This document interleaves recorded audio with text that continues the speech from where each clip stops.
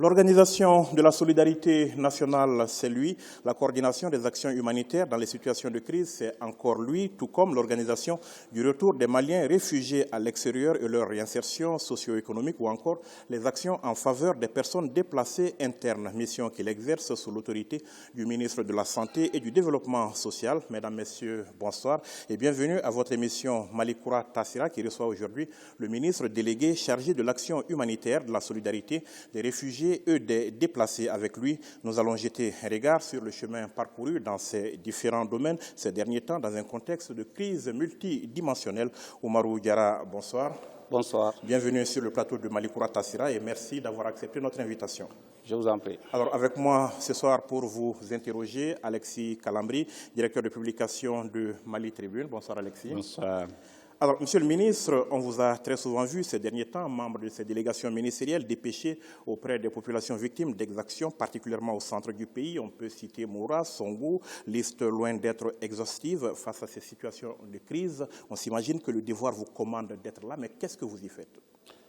Tout d'abord, nous rendons grâce à Allah le Tout-Puissant qui nous a permis de faire partir de cette équipe gouvernementale sous le leadership de son Excellence le colonel Assimi Goïta, Dr Choguel Kokala Maïga, le Premier ministre de la Transition, qui ont bien voulu placer leur confiance à ma modeste personne afin de mener à bon port le bateau de l'action humanitaire, de la solidarité des réfugiés et des déplacés, bien entendu sous l'autorité de Madame le ministre de la Santé et du Développement social. Pour servir mon peuple, pour servir les Maliens, un pays en crise depuis presque une décennie, et aujourd'hui, nul doute que l'humanité constitue l'une des préoccupations des plus hautes autorités de la transition, d'où la création de ce département auprès du ministre de la Santé et du Développement social. Aujourd'hui, l'humanitaire, c'est un domaine transversal et les déplacés internes et également les crises font partie de toutes les nations. Et il est important pour moi, dans un premier temps, de multiplier ma présence sur le terrain afin d'évaluer moi-même en tant que premier responsable de l'humanitaire, de la solidarité en question, en relation également avec les questions de mouvement de population. Donc, d'où les multiples sorties sur le terrain. Donc, en somme, il s'agit de voir, de comprendre et d'apporter des solutions. Et qu'est-ce que vous apportez comme solution dans cette situation d'urgence où les populations ont été victimes de quelque chose qui n'était pas prévu et qui sont endeuillées, en même temps ont tout perdu? Vous savez, cette population en détresse avait besoin de la présence des autorités, des plus hautes autorités. Depuis presque une décennie, c'est des zones abandonnés compte tenu de la crise liée au terrorisme et autres formes de banditisme.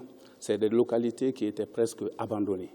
Donc aujourd'hui, pour moi, il s'agissait d'abord de mettre en confiance cette population et de leur notifier toute la considération que les plus hautes autorités accordent à leur cause. Et éventuellement, c'est des personnes vulnérables, exposées à tout risque lié à l'insécurité.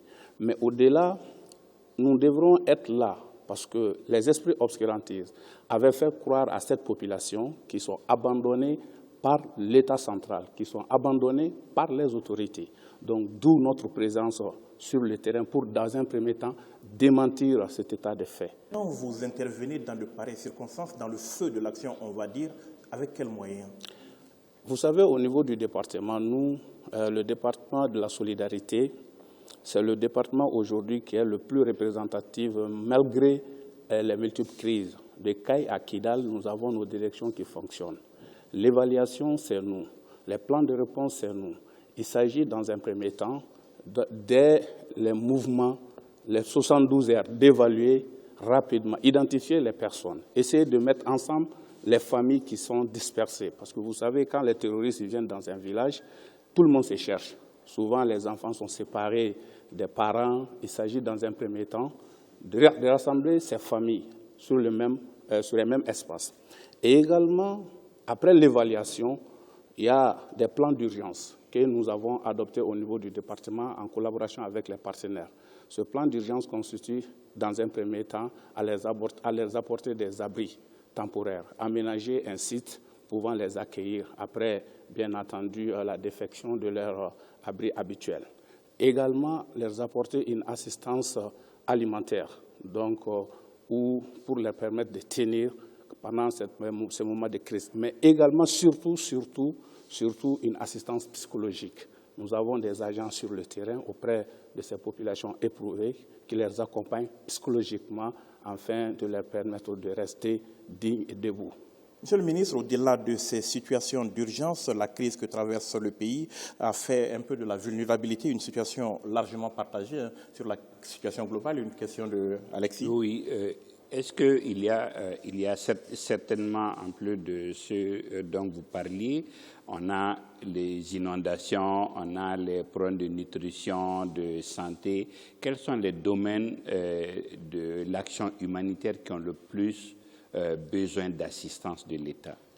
Vous savez, aujourd'hui, le Mali, selon les dernières évaluations que nous avons menées, le besoin humanitaire, la population malienne vivant en général dans le besoin d'être assistée sur le plan humanitaire s'élève à peu près à 1 900 000 personnes. Donc, il ne s'agit pas que seulement les zones de crise. C'est une vue d'ensemble, une évaluation d'ensemble que nous avons menée dans 200 communes prioritaires où il urge non seulement d'accompagner ces populations à travers l'assistance alimentaire et surtout de renforcer leur capacité de résilience tout en développant des activités génératrices de revenus. Est-ce que vous avez une idée de combien il vous faut pour couvrir le besoin en action? Pour couvrir le besoin en action humanitaire, il nous faut à peu près aujourd'hui plus de 108 milliards. Et vous avez combien? À la date d'aujourd'hui, les évaluations continuent. Okay. Les plus hautes autorités, nous avons leur assistance. Vous savez, le domaine, l'assistance humanitaire n'est pas la charité. C'est ce que beaucoup de gens ne comprennent pas. Dans ce domaine, les pays du monde ont ratifié des chartes. Il y a des engagements où non seulement le pays a besoin, le pays concerné doit tenir ses engagements, mais également d'autres partenaires internationaux au niveau des Nations Unies, la prise en charge des personnes vulnérables, que ce soit les réfugiés, que ce soit les déplacés, sont entretenus à travers des textes en fait. Donc pour cela, nous avons évalué ensemble avec les partenaires. Les partenaires aujourd'hui, ils doivent prendre une part, et l'État également.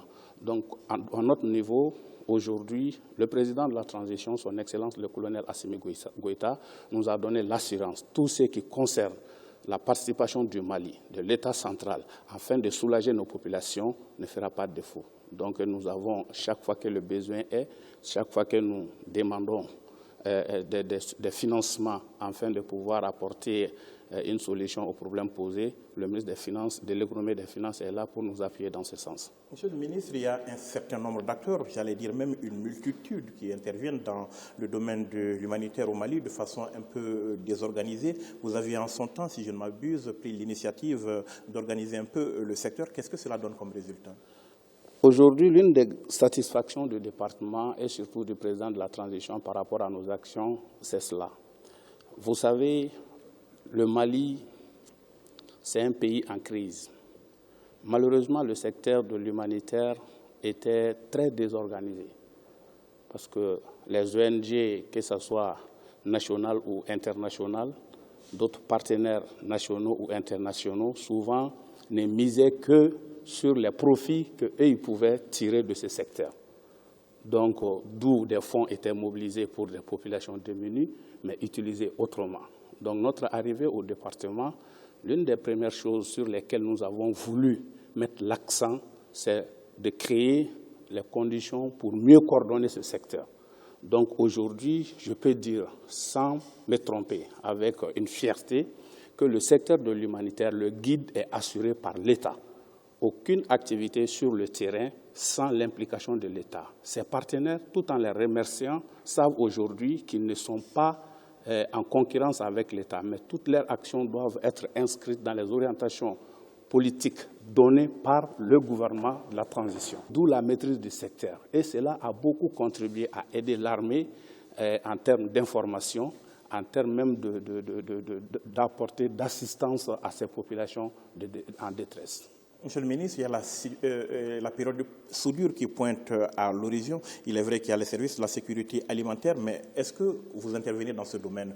Bien entendu, vous savez, nous avons en charge de l'organisation, de la mobilisation, de l'organisation et la distribution alimentaire sur l'étendue du territoire national. Après, bien entendu, l'investiture du président de la transition, il a fait une première sortie sur Mopti.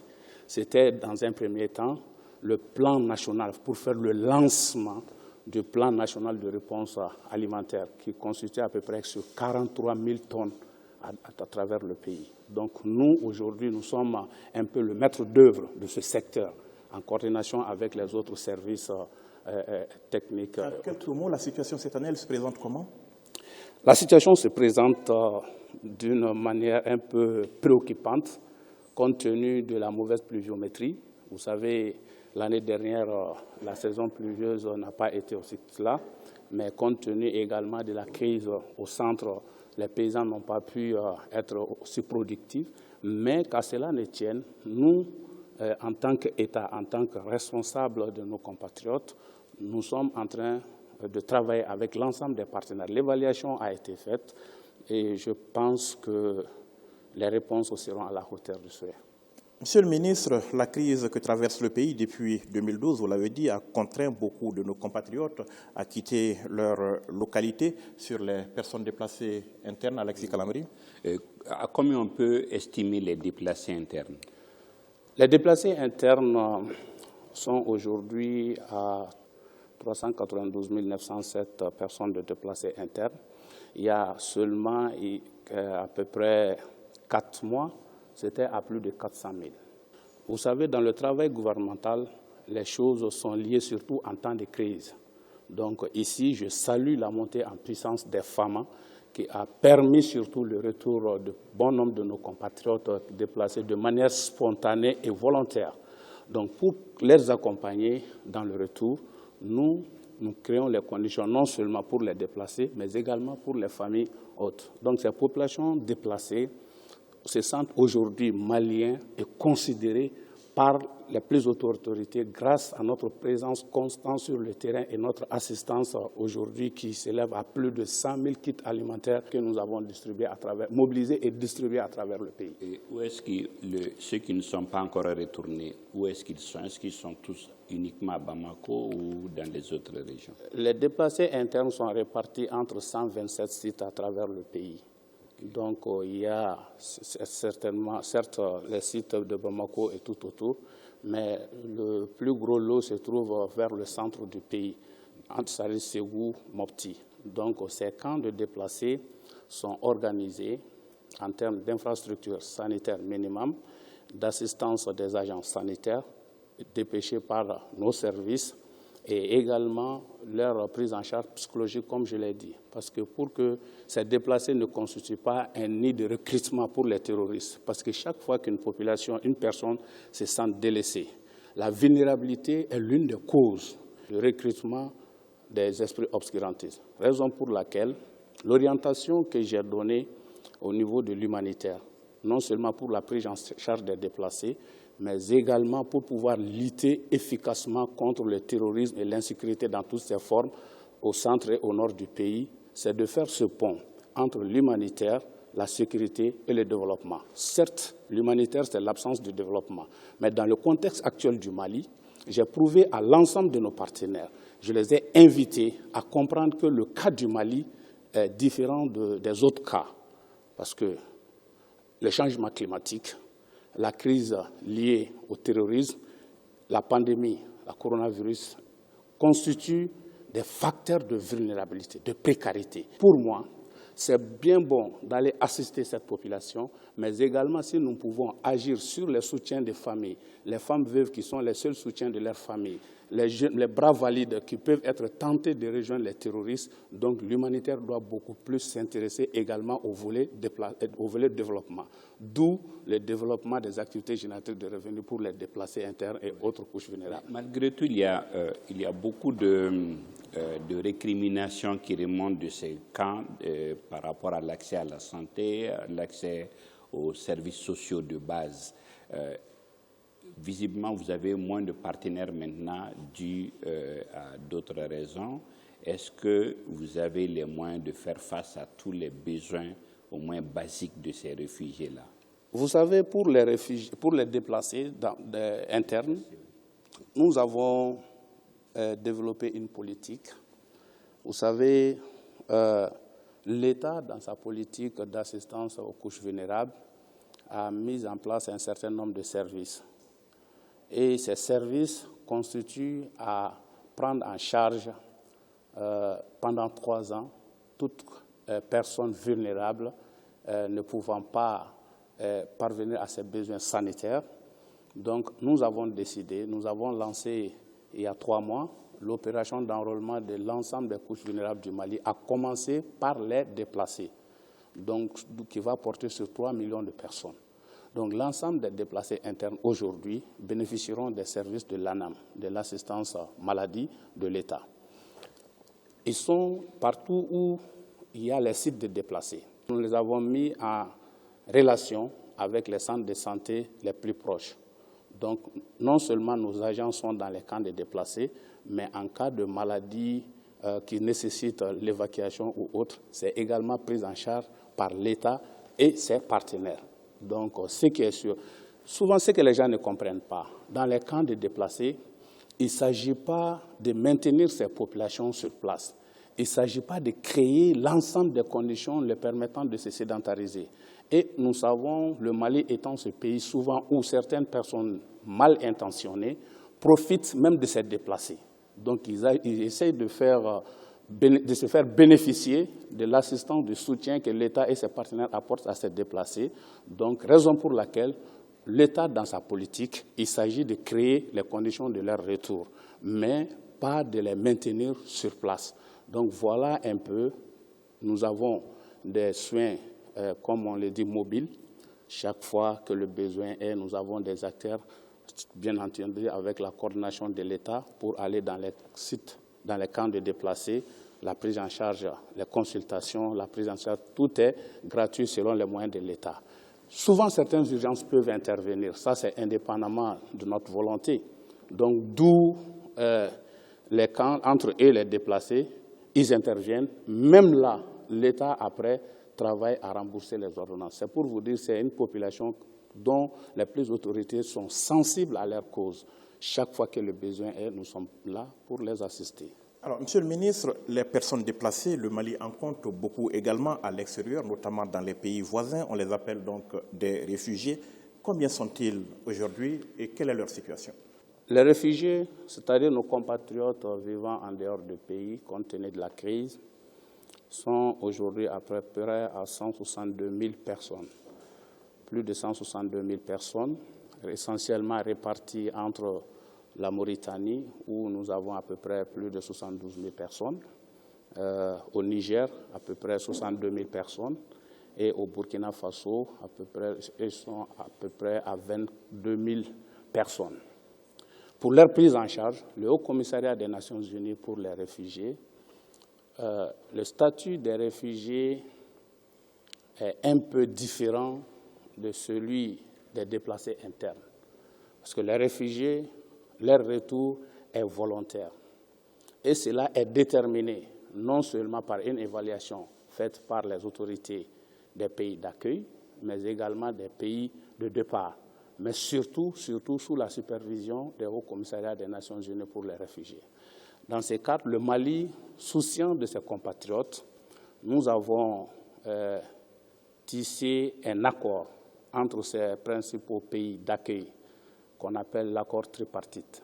Cet accord, non seulement invite ces pays d'accueil à respecter leurs engagements vis-à-vis du droit international des droits de l'homme par rapport aux personnes réfugiées, mais également les Nations Unies aussi à remplir leur part de contrat, et surtout nous qui sommes concernés, dont ce sont nos compatriotes. En ce sens, j'ai fait une mission au Burkina Faso par rapport à l'accord tripartite qui lie le Mali, le Burkina et le Haut-Commissariat des Nations Unies pour les réfugiés, où j'ai rencontré nos compatriotes. Ce fut l'un des moments les plus satisfaisants depuis ma nomination. Parce que quand j'ai vu nos compatriotes me dire, Monsieur le ministre, depuis 2012, vous êtes la première autorité qui nous a rendu visite. Ça, souvent, ça c'est dû au leadership du président de la transition.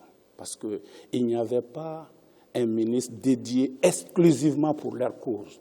Donc, du coup, l'État, malgré sa volonté de bien faire, peut-être les États précédents, il pouvait avoir des défaillances. Donc, aujourd'hui, ces compatriotes, à peu près, nous avons 5 000 qui ont manifesté la volonté de retourner.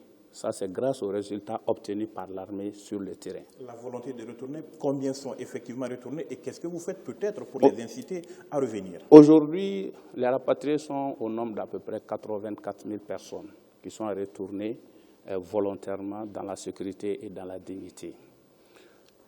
Je suis en train de développer une politique, non seulement pour les déplacés internes, mais également pour ces réfugiés. Vous savez, chaque matin, en me levant, regardant mes enfants partir à l'école et savoir que ces populations déplacées ont des enfants qui restent dans les camps de déplacés, ça a attiré mon attention.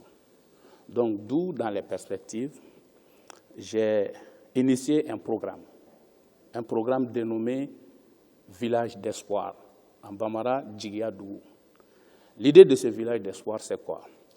Il s'agit de l'ensemble des sites de Bamako et environnants, l'ensemble des sites de déplacés, de Ségou, de Mopti, de Gao, de Tombouctou, de Kidal, de Menaka. Donc, l'épicentre des mouvements de population, de constituer dans chaque localité un village d'espoir. Ce village d'espoir permettra aux autorités actuelles non seulement de créer les conditions de retour de nos compatriotes réfugiés vivant en dehors du pays, qui peuvent venir dans un premier temps dans ce village d'espoir, où il y aura les infrastructures sanitaires, les infrastructures scolaires, mais surtout de filtrer le retour sur les sites d'origine. Vous savez, grâce au succès de l'armée aujourd'hui, les terroristes sont en dépendance totale. Donc souvent, ils se ménagent avec la population locale. Donc pour faire la différence entre ces terroristes de retour et nos populations de retour, d'où cette initiative de village d'espoir.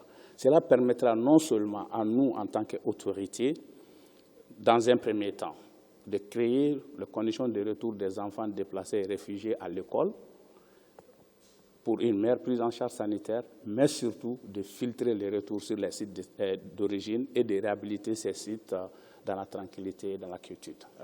Oui, Monsieur le ministre, il y a des réfugiés qui viennent dans des zones où on n'a pas encore de présence de l'administration. Est-ce que vous avez une vue sur ces gens ou bien une fois de retour, vous les perdez de vue? Pas du tout. Vous savez, c'est ça l'importance de la présence. On parle souvent de l'absence de l'État. Les gens parlent de certains services comme les impôts et autres. Mais en réalité, l'État est présent sur l'ensemble de l'étendue du territoire national aujourd'hui à travers les directions régionales de développement social. Donc ces personnes, une fois retournées, sont identifiées, assistées par nos services locaux. En exemple, nous avons à peu près, en mois de décembre, plus d'une cinquantaine de ménages qui ont quitté le camp de Bera en Mauritanie. Ils sont venus dans la zone de Niafunké. Même hier, j'étais au téléphone avec nos services locaux. Il y a eu des échanges par rapport à l'aide. Dans un premier temps, nous avons envoyé des abris temporaires leur permettant d'être logés, mais également des programmes sont en cours pour les assister en termes d'adduction d'eau, le minimum vital. Et surtout déjà au niveau de Tombouctou. Également, nous avons observé des retours des réfugiés.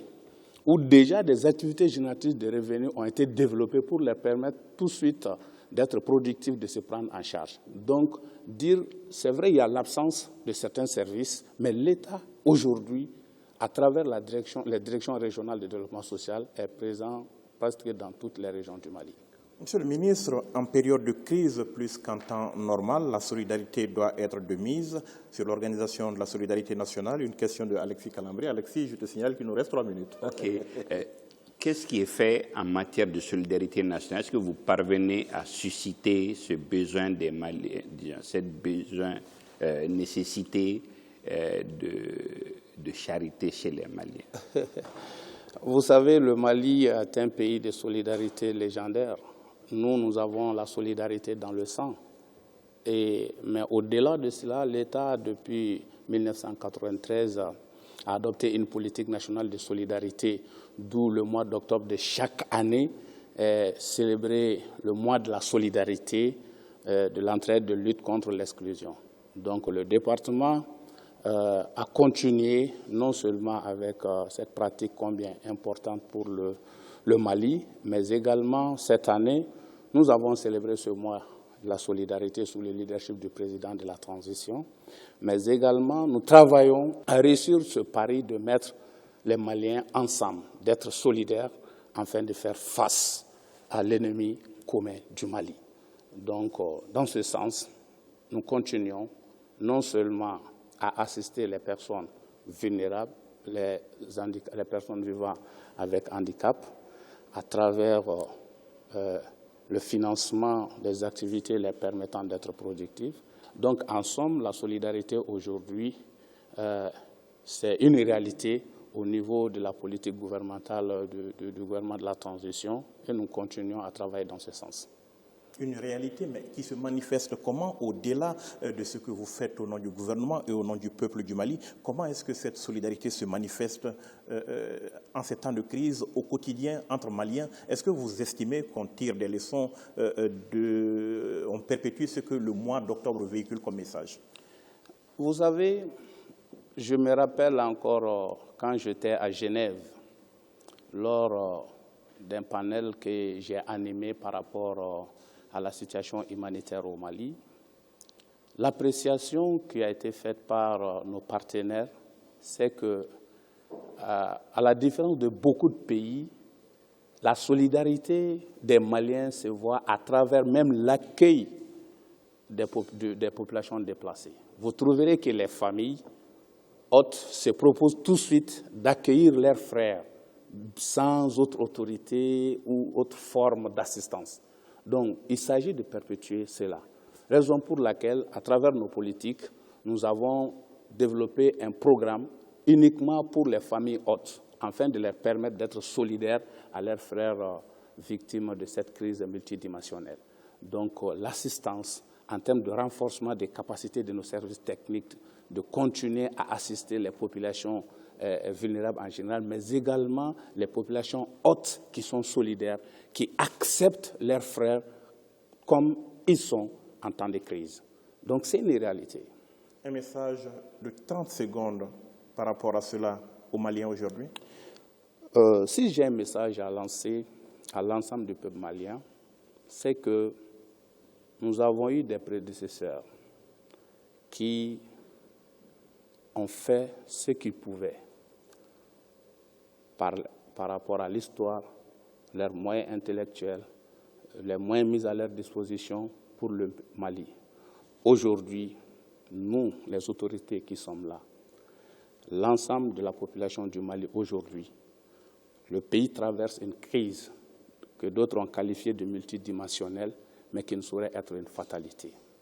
Seule une synergie d'action, de faire taire nos différends, de comprendre que personne d'autre ne viendra faire le Mali à notre place, peuvent nous aider à relever les énormes défis. Ensemble, main dans la main, le Mali Croix sera une réalité, Inch'Allah. Merci, Monsieur le ministre, d'avoir répondu à nos questions. Je vous en prie. Merci, Alexis Calambri, d'avoir été là. Merci, mesdames, messieurs, de nous avoir suivis. Rendez-vous demain, même heure, même antenne pour le prochain numéro de Mali Croix Tassira.